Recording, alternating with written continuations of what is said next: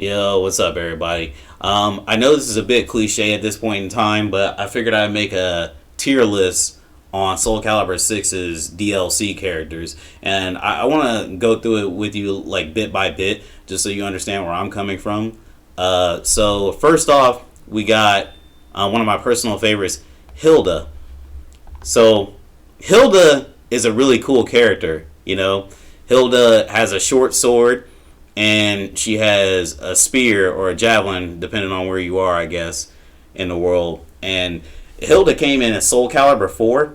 Hilda's really Hilda was really controversial back in Soul Calibur 4 because I guess she was like the most busted character in the game.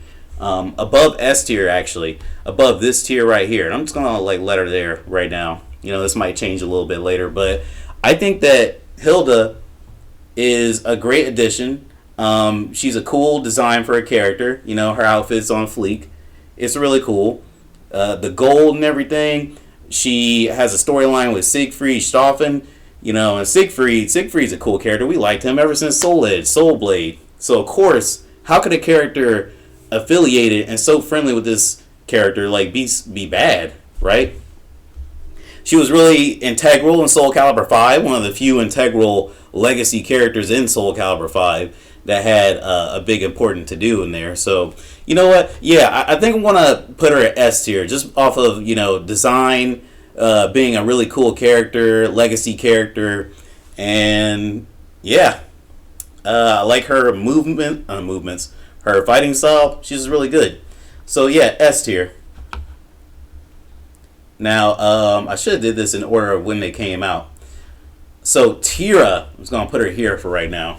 Tyra, I have fond memories of Tyra. In Soul Calibur 3, she was in the intro, really cool. She had the green hair, kind of like on the right side of her face and everything. Or I'm sorry, the left side, her left, our right.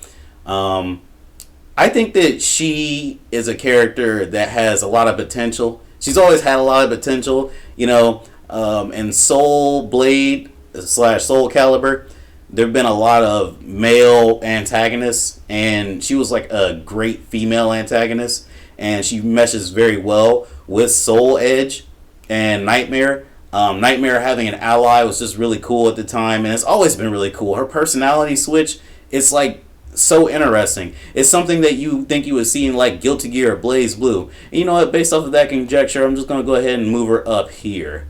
Yeah, I think that she's like a really premium character, man. I'm glad that we got her first and we got that out of the way. Now, let's see. Who else are we going to do? I think I see who's the next character on the list that I really want to put up here.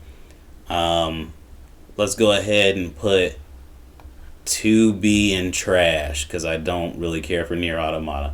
No, yeah, let's let her stay there for a second. Maybe when I talk about it, I'll move her. Now, 2B, I don't know a hell of a lot about 2B because I only went through Nier Automata once. I didn't play the other scenarios or whatever they are. I think the design is kind of plain. It's just your regular anime, blue-eyed, underneath android with white hair, black maid outfit. Like, there's nothing special about 2B to me. I think that, the ass shots are like kind of whatever, like if I want to watch porn, I'll just watch some porn. Like, who gives a fuck, right? But you know what? When did Soul Calibur 6 come out? 2018? Nier Automata came out in 2017, right? Or was it also 2018? Well, given the fact that she's put in the game because, Nier Automata was met with such great praise, I gotta say, man, this character is pretty top if you ask me. Like, I can't really deny her top tier. I mean, she's really fucking good, right? So yeah, people like her android developing feeling story. It's like Dragon Ball Z, right? I mean, come on, you can't deny her. Next, Cassandra.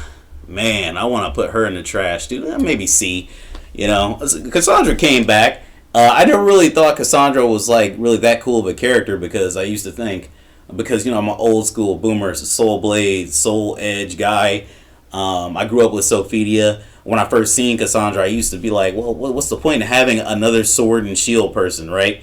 Kind of like how I felt when they added Keelik in Soul Calibur, but because his style copped off of Mina's. Sorry, not sorry. I still kind of think like, man, why do we really need her? We need another top tier sword and shield person. I already hate Sophidia in 6. Robbed me of a tournament win at a local, but I guess they had their charms. Their blonde hair, blue eyes, right? That's what most people keep copying and pasting them and everything for, because they like that. They think it's exotic in Asia, I guess. I don't know, but yeah, her new powers with the lightning and shit, she makes you explode, and she zooms across the screen. She's on her shield doing this fucking Tasmanian devil, like hurricane bullshit. You know what? She has to be S. I think that she's better than 2B. Not as good as my queens, who are at the same equal level, right? These two, you can't really interchange those because they're the same, But these two, there's definitely an order here, right? So I'm going to have to change this. S, Tyra, and Hilda are even. Rest is ordered. Yeah, there we go. Let's do it that way. I'm liking this. So next up, we have, how could you ignore the H-Man? Maru himself, right? Maru. Super cool. Maru, I've never had like a really big history behind Samurai Showdown. I got the latest Samurai Showdown, not very excited about it.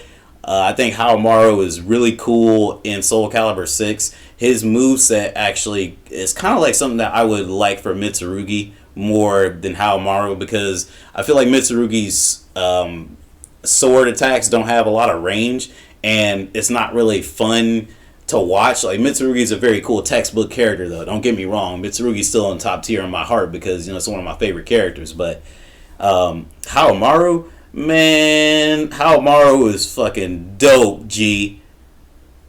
He's not as dope as Tyra or Hilda, though. Sorry. And next, we have... I'm going to go ahead and slide... Setsuka up in here.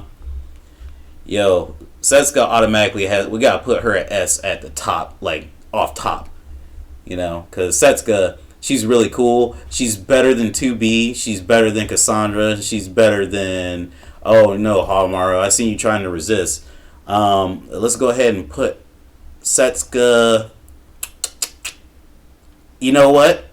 As much as I love Setsuka, I still like Hilda and Tyra more. So Setsuka, you stay there. Setsuka revamped her style a little bit. She got a new stance, and it's really cool. There's a lot of things that they improved upon since Soul Calibur 3. I never liked her 4 iteration. Alpha Patroclus was a sin.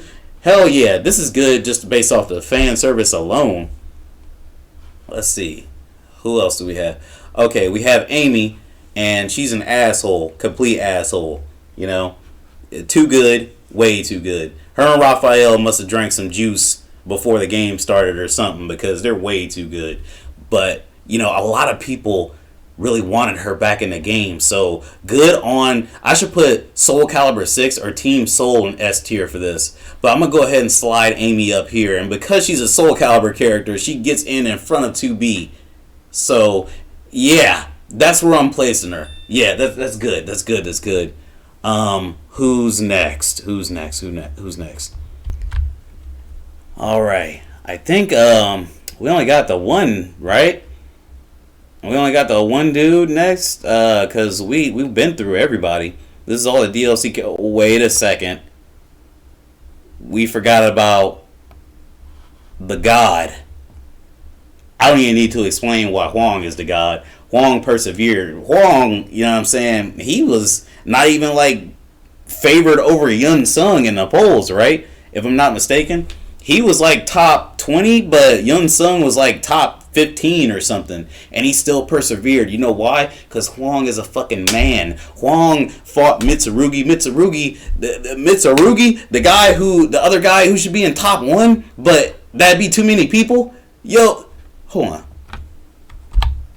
No, I can't. This is about DLC. So Mitsurugi and Huang had a similar moveset in Soul Blade, right? So they revamped Huang and Soul Calibur. Only problem is they gave Xianghua a very similar moveset. So it's like people are like, oh man, Huang is just a male Xianghua. Even though she probably copped this shit off of him. And then in Soul Calibur 2, they did my boy extra dirty. They're like, hey, that little kid has been watching Huang practice in the yard ever since he was like, 3 years old and shit. We're going to make him the dude. We're going to make this guy the new Korean, right? The new Korean male character, right? He's going to lead them to the promised land. And then in Soul Calibur 3, they're like, hey, here's Huang. We're going to make him a, B tier character, like an extra character. Alright, he's not really fleshed out, but cool. Then Arcade Edition came out in the arcades, right? Then they gave him more moves. They gave him his own moveset that, really defined him even more. Gone in Soul Calibur 4. Gone in Soul Calibur 5. He was completely eclipsed. And he rose from the ashes. Albeit he's kind of okay in the game. There's really nothing special to write home about. I mean, he's really cool. My favorite character by far, for sure. Favorite character in the series right now. Period. But he's top 1 just because he persevered. He succeeded. Now, where does that leave us? So, Huang is top 1, right? Exposed. And he was on the news. Yo, when Huang was announced, was it India or Indonesia? One of the two had him on the news. Where do you see that? Do you see this motherfucker on the news? No. So we have a verdict, ladies and gentlemen. Huang is top 1. Then we got Hilda and Tyra tied.